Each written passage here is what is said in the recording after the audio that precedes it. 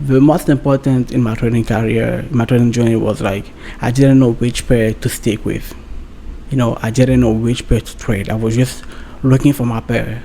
But it was the first pair that I first ever trade, and I didn't even know because I knew that there was so many pairs. So trying to explore. Sometimes exploring is a bad thing.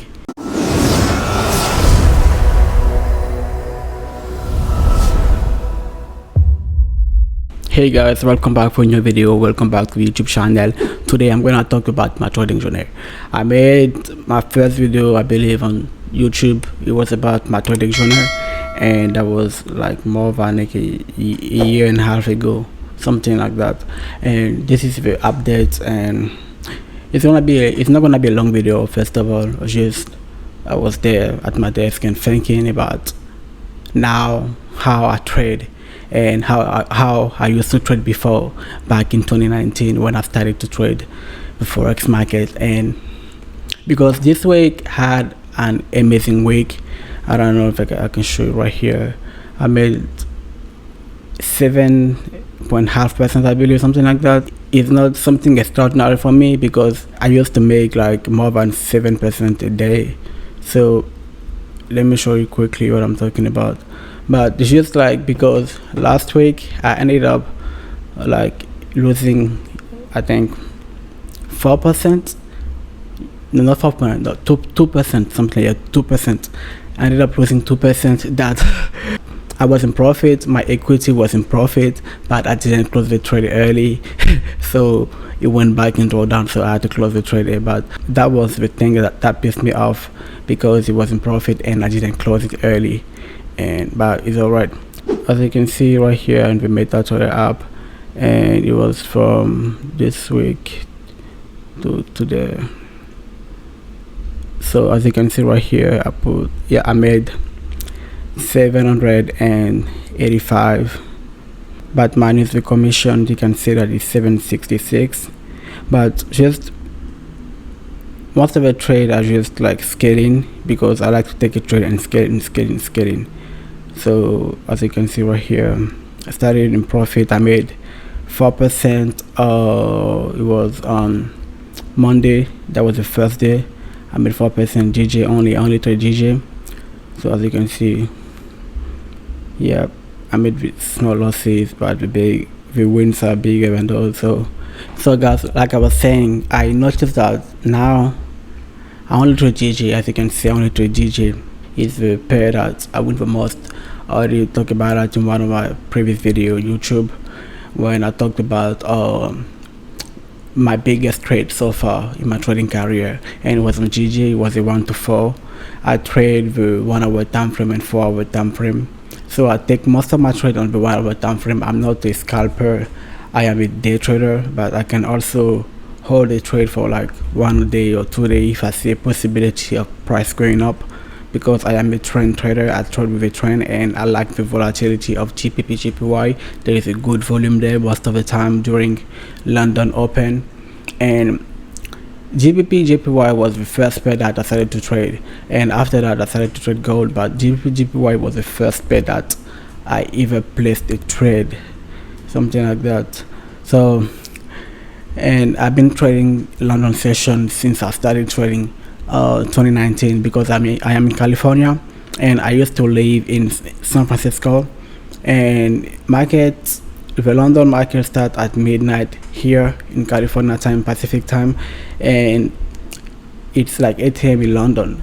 So market open at midnight, and I have to go to school tomorrow. It was when I first started my first year at university, and I had to go to school the day after. I have to wake up like 6 early, something like that, because I had class at 7. I have to wake up so early, but whatever. So I have to wake up at 6, and market opens at midnight, so I have to be up and I have to trade.